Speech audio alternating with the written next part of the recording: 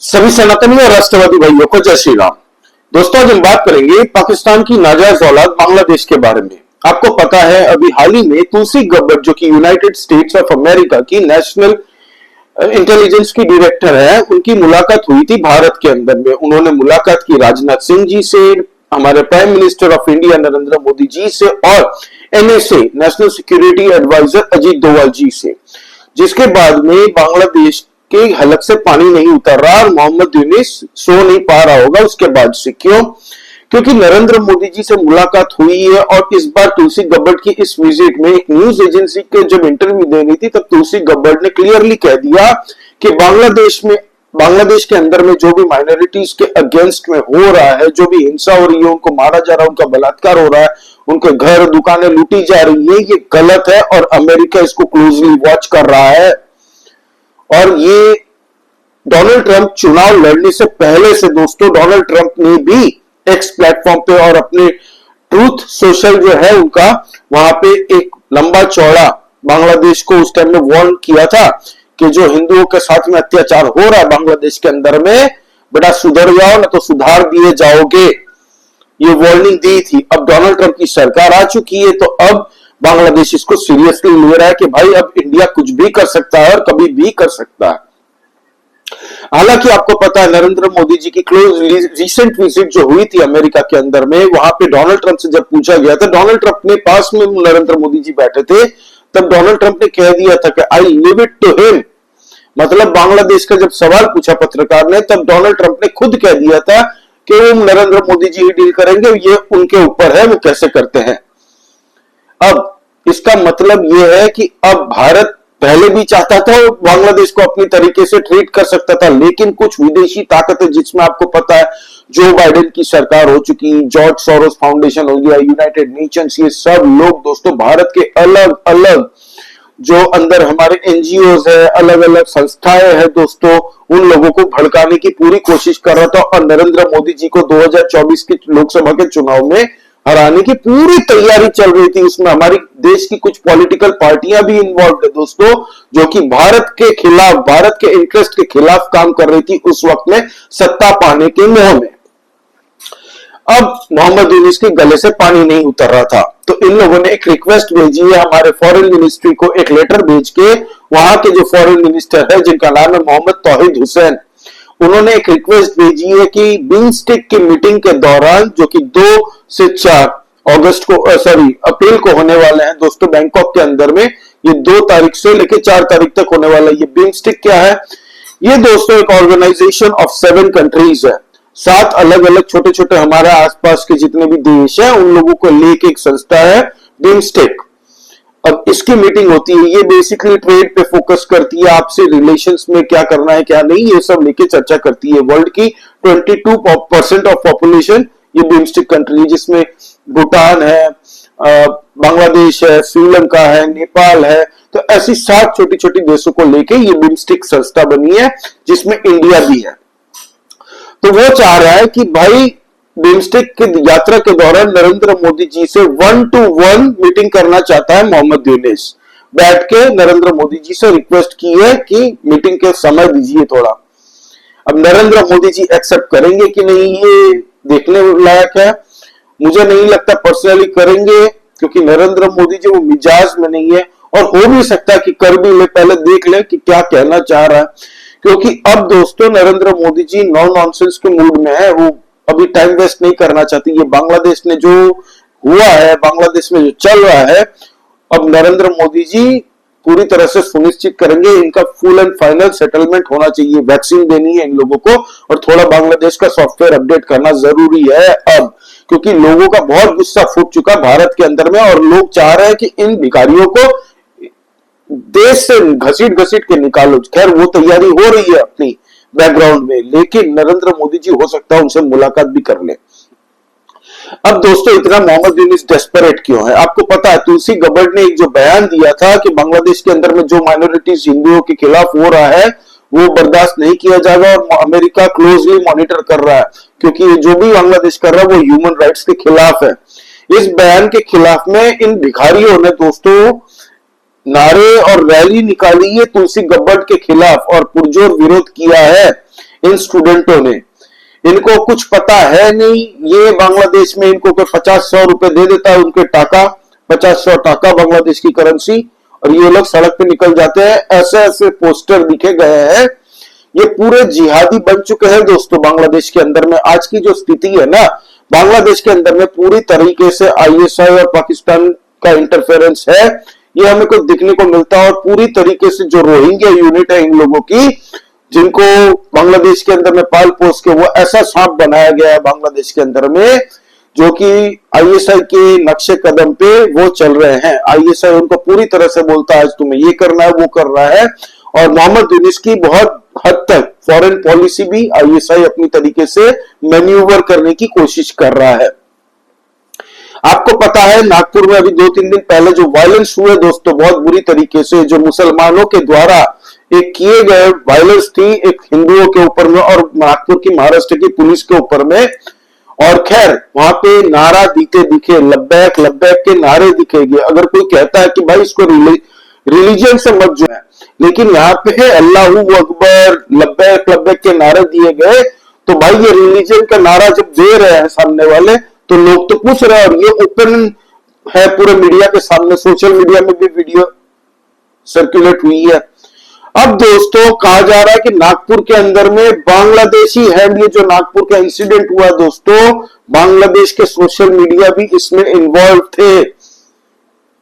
अब साला 2 टके का बांग्लादेश भारत के अंदर में ये सब करवा सकता है, सोचिए आप। अब इंडिया को कुछ तो करना पड़ेगा, हेलो तो बोलना पड़ेगा बांग्लादेश को। तो ये बांग्लादेश अब समझ चुका है कि भाई बिफोर इट्स टू लेट, हाथ पांव जोड़ के माफी वाफी मांग लो। और मुझे लगता है कि नरेंद्र मोदी जी गलती से इनसे मिल लिए ना, तो इसको पहले तो ऑफिस रूम में ले जाएंगे, चलो थोड़ी अंदर जाके बात करते हैं, अच्छे से दे दनादन धुलाई की जाएगी इसकी। मुझे इतना गुस्सा आता है ना भिखारियों को देख के। मैं पहले बांग्लादेश की इतनी नफरत नहीं करता था, लेकिन जो इन्होंने किया है ना कुछ रिसेंट टाइम में हिंदुओं के साथ में, मेरा खून खौलता है दोस्तों। एक एक बांग्लादेशी को देश से घसीट के गुद्दी पकड़ के फेंक देना चाहिए बांग्लादेशी बॉर्डर के। और बांग्लादेशी बॉर्डर में जितने भी बीएसएफ है उन सबको ऑर्डर दे देने चाहिए खुले कि कोई भी इंडिया की बॉर्डर के अंदर में घुसता हुआ दिखे, सीधा उनको उड़ा दो। कोई भेजने का समझा बुझा के भेजने की जरूरत नहीं है। 10 को उड़ाओगे, 100 जन जो आने वाले की कोशिश कर रहे होंगे ना, वो लोग आएंगे नहीं फिर भारत के अंदर में।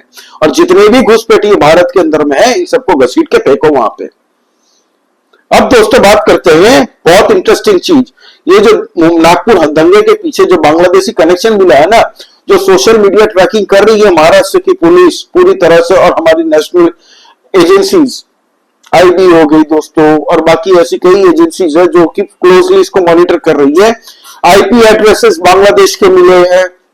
बांग्लादेश सोशल मीडिया अकाउंट से दोस्तों ऑपरेट कर रहे थे, कुछ ऐसे अकाउंट्स जिन्होंने हिंसा भड़काने में और ऐसे कंटेंट कुछ सर्कुलेट किए गए हैं जिसके बाद में ये दंगे फसाद हुए हैं।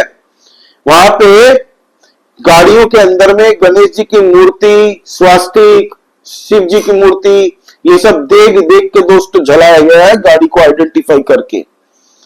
और ये कहते हैं कि भाई दंगे हुए हैं दोनों गुटों के बीच में। दूसरा गुट तो था ही नहीं, दूसरा गुट तो इसमें था ही नहीं। दूसरा गुट इसमें था जो वो थी महाराष्ट्र की पुलिस प्रशासन पे जो अटैक हुआ है, पुलिस भी छोड़ने वाली नहीं है। खैर इस पे एक सेपरेट वीडियो कल तक बना दूंगा मैं नागपुर के वायलेंस के ऊपर में। अब दोस्तों बांग्लादेशी जो मेडिकल वीजा पे आते थे भारत के अंदर में 5 से 7 हजार विजिटर्स आते थे मेडिकल वीजा में भारत का वीजा लेके। उसको घटा के भारत ने पिछले अगस्त 2024 से लेके अब तक 1000 तक कर दिया। अब कुछ मीडिया एजेंसी बोल रही है अरे ये तो चाइना की तरफ चले जाएंगे, जाने दो, चाइना इजी सस्ता थोड़ी है। चाइना जाने आने में इनका इतना बड़ा बिल हो जाएगा।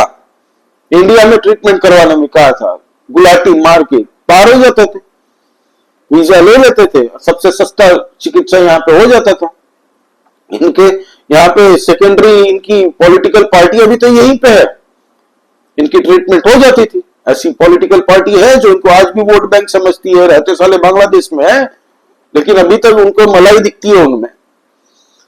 अब दोस्तों कुछ दिन पहले एंटोनियो गुटेरेस, ठीक है भाई, यूनाइटेड नेशंस का डायरेक्टर, अब ये बंदा बांग्लादेश विजिट करता है, इसको क्या काम है? एक नंबर का हरामी है ये।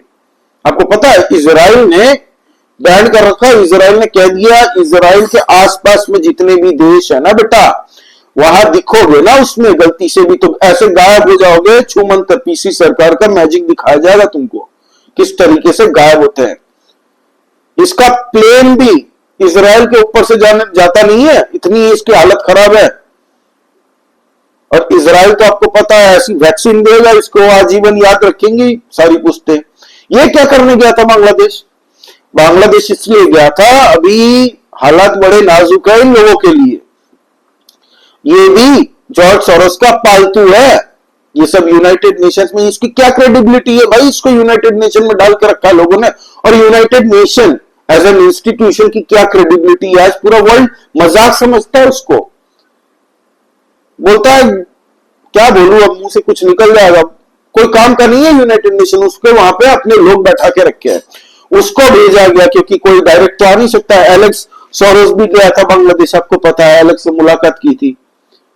हालांकि इन सब के ऊपर में नकेल कसी जाएगी, और नरेंद्र मोदी जी ऐसे ही मीटिंग नहीं की थी। नेशनल सिक्योरिटी एडवाइजर पाकिस्तान में देख लीजिए क्या हो रहा है। ये पाकिस्तान जो मिस एडवेंचर करने की कोशिश कर रहा है ना वहां बांग्लादेश, अभी बलोचिस्तान संभल नहीं रहा उनके, आए दिन बलोचिस्तान उनकी ले रहा है, और ऊपर से अभी टीटीपी भी तैयार हो गया, चालू हो चुका है। और अफगानिस्तान बॉर्डर से भाग गए इनके सैनिक, पाकिस्तान के सैनिक 50-50 किलोमीटर 100-100 किलोमीटर दूर बॉर्डर के आसपास में नहीं है।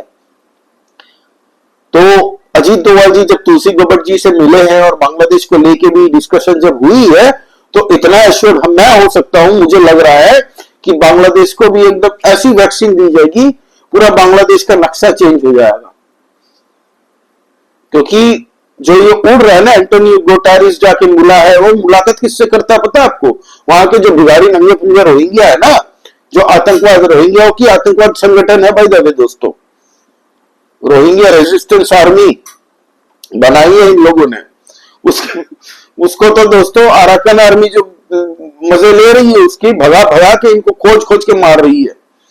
रोहिंग्या कहीं भी गलती से दिख गई या सूंघ लिया उनका कि यहाँ पे थे, तो अराकन वाले छोड़ते नहीं है। रोहिंग्या के नाम से उनको इतनी नफरत है। तो एंटोनी गुटेरेस वहां पे जाता है, उससे मुलाकात करता है रोहिंग्या से, और फिर मोहम्मद यूनिस से कहता है कि बहुत बुरी स्थिति में है ये लोग, इन लोगों की सहायता होनी चाहिए, और पूरे वर्ल्ड से मैं रिक्वेस्ट करता हूं इन लोगों को फंडिंग करो। तो ये एंटोनी गुटेरेस और कोई नहीं, ये जॉर्ज सोरोस के ही मीडियम से वहां पे गया था।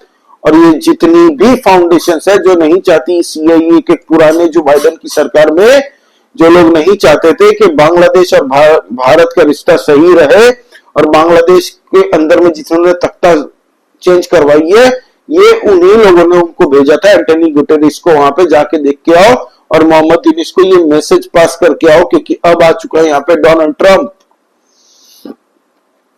तो अब बांग्लादेश फंस चुका है बुरी तरीके से। उसको समझ में नहीं आ रहा है कि भाई जिसकी बदौलत जिसने मुझे यहाँ पे बैठाया वही अब नहीं रहा वहां पे, तो अब क्या मैं चाइना की तरफ रुख करूं? अब वो पूरी कोशिश कर रहा है कि चाइना को फोन करने की। चाइना भी अब उसके मजे ले रहा है, क्योंकि अब बांग्लादेश ऐसा जहर हो चुका है ना दोस्तों इस पूरे रीजन में। इस जहर के लिए एक बड़ी सर्जरी चाहिए, और ये सबको पता है।